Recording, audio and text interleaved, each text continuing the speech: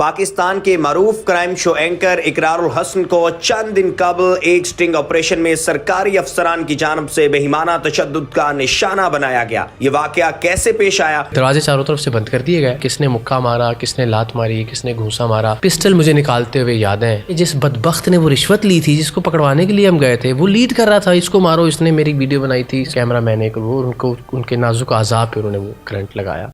Urdu point کی videos دیکھنے کے لیے ہمارا چینل سبسکرائب کیجیے اور بیل کے آئیکن پر کلک کیجیے تاکہ آپ ہماری تمام آنے والی ویڈیوز سے باخبر رہ سکیں۔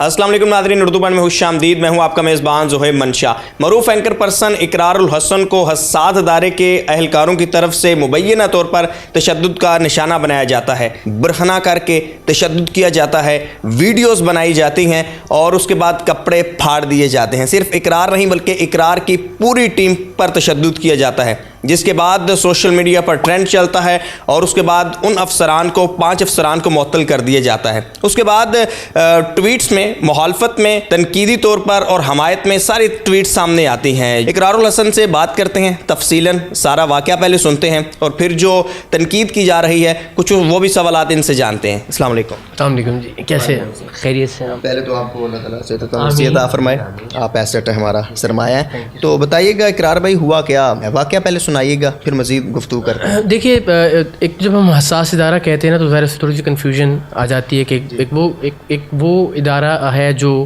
یا وہ ادارے ہیں جو پاکستان سے باہر یا پاکستان کی سرحدی جو معاملات ہیں ان کی حفاظت ان کی ذمہ داری ہے، عسکری ادارے کہہ لیجیے، اور ایک وہ ادارہ ہے جو کہ سویلین انٹیلیجنس کا ادارہ ہے جس کا کام ہے کہ ملک کے اندر کے جو معاملات ہیں انٹیلیجنس کے ان کو ہینڈل کرنا، that is intelligence bureau IB۔ ہم اس ادارے کی بات کر رہے ہیں۔ سو اس سے خدا نخواستہ کوئی ملک کی سلامتی داؤ پر نہیں لگتی ہے کہ اگر آپ اس ادارے کی اصلاح کے لیے کوئی چیز کرتے ہیں یا بات کرتے ہیں۔ ادارے کی کسی بھی ادارے کی جب اصلاح کے لیے آپ بات کرتے ہیں تو اس سے کسی کی بھی سلامتی داؤ پر نہیں لگتی، لیکن جو انٹیلیجنس بیورو اس کا کام ہی ہے کہ جو سویلین معاملات ہیں ان کے حوالے سے ملک کے اندر کیا چل رہا ہے اس حوالے سے وزیر اعظم کو آگاہ رکھے۔ اور ایک اور ذمہ داری ان کے پاس یہ ہے کہ نادرا کو جب بھی کہیں پہ کوئی پاسپورٹ کے حوالے سے یا ID کارڈ کے حوالے سے کوئی کنفیوژن ہے کہ یہ ملکی شہریت کا نہیں ہے یا کوئی کنفرمیشن چاہیے اس کی، تو اس کے لیے جو انکوائری ہے وہ IB کو دی جاتی ہے اور IB کے جو افسران ہیں وہ انکوائری رپورٹ مرتب کرتے ہیں۔ IB کے ایک افسر جو انسپیکٹر جو تھے، کاشف ان کا نام تھا، ان کو ایسی ایک انکوائری الاٹ ہوئی نادرا کی طرف سے اور انہوں نے اس فیملی کو جا کے کہا کہ جناب میں یہ انکوائری آپ کے حق میں تب لکھوں گا جب آپ مجھے 60,000 روپے رشوت دیں گے۔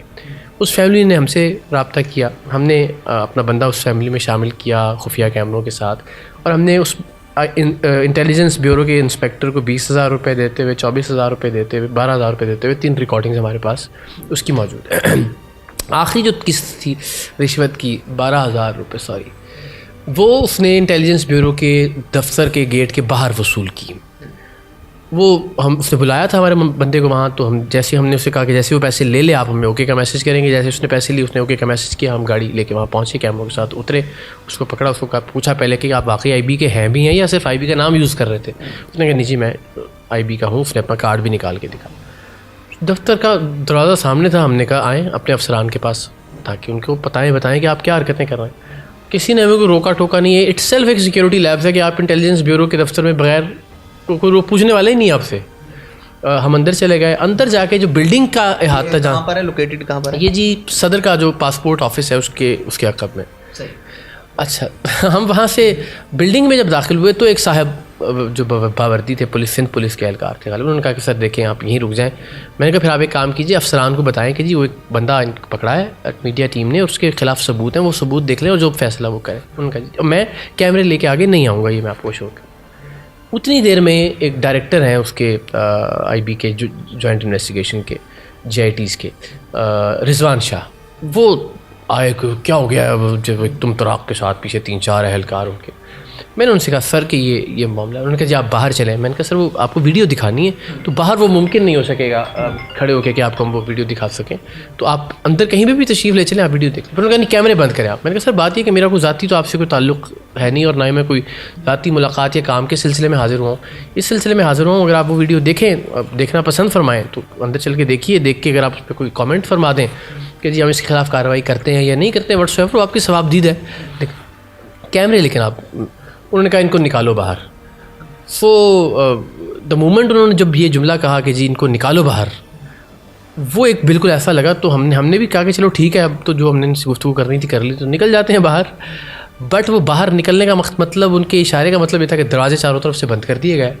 اور پھر اس کے بعد سے ہمیں نہیں یاد کہ کس نے مکہ مارا, کس نے لات ماری, کس نے گھونسا مارا. پسٹل مجھے نکالتے ہوئے یاد ہیں, وہ رضوان شاہ صاحب اپنے جس طرح فلمی اسٹائل میں تو یوں کر کے وہ نکالی, 3-4 اور لوگوں نے پسٹلز نکالی, چیمبر کی. میرے پیچھے بٹ 3-4 مارے گئے, لہو ایک دم سے خون آنکھوں کے سامنے آنا شروع ہوا. تھوڑی دیر کے لیے ذرا بالکل وہ ہو جاتے ہیں, تو زمین پہ اور اوپر سے مستقل مار پڑ رہی ہے. پھر انہوں نے گالی دے کے ماں بہن کی گندی کہا کسی ان کی قمیضیں اتارو اور ان کی آنکھوں پہ باندھو. تو ساروں کی ہماری جو شرٹس تقریباً پھٹ چکی تھیں, اتر ہی چکی تھیں آلریڈی, وہ کھینچا دانی میں مار پیٹ میں, وہ ہماری آنکھوں پہ باندھی گئیں اور کہا لے کے چلو ان کو ٹارچر سیل میں.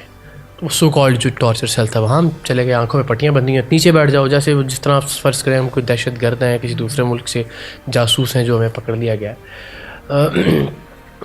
اب نیچے بٹھا کے کچھ عرصے میں پھر دوبارہ وہ تشریف لائے رضوان شاہ صاحب. انہوں نے کہا کہ ان کو ننگا کر کے ویڈیوز بناؤ ان کی. وہ گالیاں جو دی ہیں وہ آپ تصور نہیں کر سکتے. میں نے زندگی میں شاید اس ذات کی گالیاں نہیں سنی ہوں گی.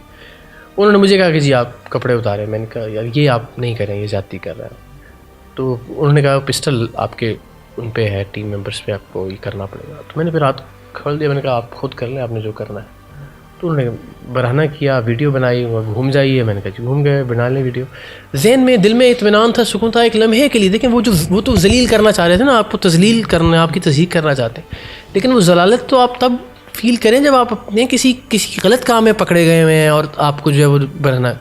وین یو نو کہ آپ اس نیت سے آئے تھے کہ یار میرے ملک کا ایک ادارہ ہے, اس ادارے کو ایک ان کا اپنا افسر بدنام کر رہا ہے 60,000 روپے رشوت لے کے, اس کی کیا وقار اور عزت اور ساکھ رہ رہی ہے. اور میں اس کو, اور میری کوئی غلطی نہیں ہے, میں نے کہیں کوئی اسٹیپ جو کراس نہیں کیا. میں نے باادب طریقے سے بات کی ہے کہ یعنی انٹیلیجنس بیورو کے حوالے سے میری کوئی نیگیٹو رائے نہیں تھی. میں ایک اس کو اچھا ادارہ سمجھتا. تو دل میں ایسی کوئی چیز ہوتی تو مجھے ندامت اور شرمندگی ہوتی کہ یار شیٹ میں یہ میرے ساتھ کیا ہو رہا ہے. So I was like very comfortable. مجھے اس لمحے میں ایک عجیب سا اطمینان اور سکون سا تھا کہ میں نے کوئی غلط نہیں کیا, اور اگر میرے ساتھ یہ غلط ہو رہا ہے اور ایک کاز کے لیے, ایک مقصد کے لیے ہو رہا ہے, اور پاکستان کی خدمت کے صلے کے طور پہ ہو رہا ہے, تو لاکھ بسم اللہ, قبول ہے, صوبہ. سب برہنہ تھے, آنکھوں پہ پٹیاں بندھی ہوئی تھیں. انہوں نے وہ الیکٹرک وہ ہوتا ہے جو شاٹ لگانے کے لیے, تو سب کے مجھے بھی 2-4 جگہ جسم پہ لگائے. لیکن 2 جو ہمارے ممبر بیچارے کیمرہ مین ایک, وہ ان کو ان کے نازک اعضاء پہ انہوں نے وہ کرنٹ لگایا, جس سے وہ سویلنگ بھی اور شدید بلیڈنگ, اور ابھی تک بھی تکلیف میں اور انڈر ٹریٹمنٹ ہے. سو 3.5 گھنٹے تک یہ مار پیٹ اور میرا خون بہتا رہا. ایک ہمارا ممبر بیچارہ تڑپتا رہا, اس کو گردے کی پتھری کا مسئلہ تھا, وہاں پہ اس کو چوٹیں پڑی تھیں. جن کو انہوں نے وہ الیکٹرک شاکس لگائے تھے وہ بھی کراہ رہے تھے. 4 گھنٹے میں ایسا لگ رہا تھا جیسے ہم پتہ نہیں کیا جرم اور ظلم کر بیٹھے ہیں. اور حیرت یہ کہ جس بدبخت نے وہ رشوت لی تھی, جس کو پکڑوانے کے لیے ہم گئے تھے, وہ لیڈ کر رہا تھا, اس کو مارو, اس نے میری ویڈیو بنائی تھی, اس کو مارو, اس نے جو میرا کارڈ تھا. ایک لمحے کے لیے تسلیم کر لیں کہ ہم نے کوئی غلطی کی تھی.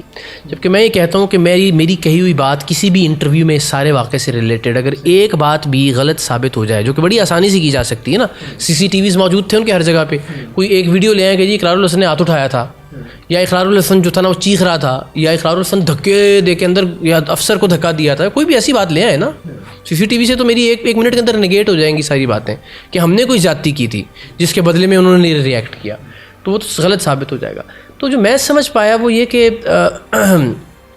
ان 4-4.5 گھنٹے کے اندر وہ دکھانا چاہتے تھے اپنی فرعونیت, اور وہ ان کے اندر جو رچ بس چکا تھا, جو کہ میں سوچتا ہوں یہ آپ سوچیے کہ پچھلے 20-25-30-40 برسوں میں اس ادارے کے اس سٹیج تک پہنچنے میں کتنا وقت لگا ہوگا کہ جب آپ ایک جرنلسٹ کو, جب آپ کو پتہ ہے کہ یار یہ بندہ تھوڑا بہت جانتی دنیا باہر جائے گا, کوئی کھپ مچے گی, رولا مچے گا, اس کو بھی آپ نہیں بخشتے. اس خود اعتمادی کے لیول تک پہنچنے سے پہلے انہوں نے کتنے لوگوں کو کیا ہوگا, کتنے لوگوں کو کر کے مارا ہوگا, کتنے لوگوں کو کتنے ہفتے مہینے جو ہے وہ آنکھوں پہ پٹیاں باندھ کے قید رکھا گیا ہوگا. اگین ان کی وہ کتنی پریکٹس رہی ہوگی کہ ان کے لیے وہ بڑی نارمل بات تھی کہ ہمیں بھی وہ اسی طرح سے ٹریٹ کر رہے تھے. دیٹ مینس کہ ایک پورا چین آف ایونٹس تھی جو اس سے پہلے انفارچونیٹلی ہوتی رہی. اور اگر ہم نے کہیں کوئی غلط کام کیا تھا تو سیدھا مسئلہ تھا, آپ ہمیں پکڑتے, آپ کی فورس تھی نا جس نے مارا, ہمیں وہ پکڑ بھی تو سکتے تھے, پکڑ کے ہم پہ مقدمہ درج کرتے ہیں, ہمیں ہتھکڑیاں لگاتے ہیں, ہمارے کیمرے کنفسکیٹ کرتے, ساری فوٹیج اس میں سے ڈیلیٹ کرتے کہ جی یہ حساس ادارہ ہے اینڈ آل دیٹ, جو بھی آپ کا موقف تھا, اور اس کے بعد کہتے کہ جی آپ کورٹ میں فیس کریں اپنے کانسیکوینسز کو. یہ تو ایک پرسنل گرج تھا نا کہ یار ہمارے رشوت لینے والے بندے پہ آپ سوال اٹھاتے ہیں اور ہمارے نیٹ ورک کے, اور پھر افسر سے کہتے ہیں کہ جی وہ, اور افسر چونکہ یہ ہو نہیں سکتا نا کہ وہ, جس طرح بتا رہا ہوں کہ وہ تو ان کا وہ فرغانہ بنا ہوا تھا جو رشوت لینے والا تھا, اس کے تو کہنے پہ افسر صاحب مار رہے تھے سب کو. کچھ تنقید بھی کی جا رہی ہے, کچھ ایسی پوسٹیں ہیں وہاں پر یہ کہا جا رہا ہے کہ اقرار الحسن نے ہو سکتا ہے مکمکہ کرنے کی کوشش کی ہو, آگے وہ IB والا نکل آیا ہو, وہ کوئی بات نہیں بنی ہوگی, پھر وہ ایک دوسرے آپس کی لڑائی میں جو ہے وہ سامنے سب کچھ آ گیا ہو. اور کچھ یہ کہہ رہے ہیں کہ اقرار الحسن نے جو ہے وہ جو اگریسو رویہ وہ اپنایا ہے اور وہ صحافت میں ایک متعارف کروایا ہے. اسمبلی کے اندر جرنلسٹ جاتے ہیں, وہ جو اسپیشل برانچ والے ہوتے ہیں وہ سب جانتے ہیں, وہ تو چہرہ دیکھ کے کہتے ہیں ٹھیک ہے جانے دے. وہاں پر بھی پسٹل لے کے چلے گئے وہ جو صحافی تھے, وہ اسمبلی والے, ان کو اس کا خمیازہ بعد میں بھگتنا پڑا, اور آج تک وہ ان کو روٹین کے صحافیوں کو کارڈ چیک کر رہے ہوتے ہیں, یار وہ اقرار آیا تھا اور وہ جو ہے وہ یہ سب کچھ کر کے گیا. تو یہ جو مکمکہ والی باتیں ہو رہی ہیں اس حوالے سے آپ کیا کہتے ہیں؟ دیکھیں سب سے پہلے میں آتا ہوں آپ کی یہ تو دیکھیں یہ تو اسی رویے کا نا کہ جس طرح وہ کہہ رہا تھا کہ میں رضوان شاہ ڈائریکٹر ہے, ابھی مجھ سے کوئی سوال پوچھے, ابھی جس طرح آپ نے کہا نا اب بھی خمیازہ, یہ خمیازہ بھگتنا تھوڑا ہی ہے, یہ میرا فرض ہے میں کارڈ دکھا کے اسمبلی کے اندر جاؤں. ایک اگر میں صحافی ہوں تو ہمارے یہاں تو صحافیوں میں سب سے زیادہ مسئلہ ہی صحافیوں کے اندر ہے کہ تینوں پتہ نہیں میں کون ہاں.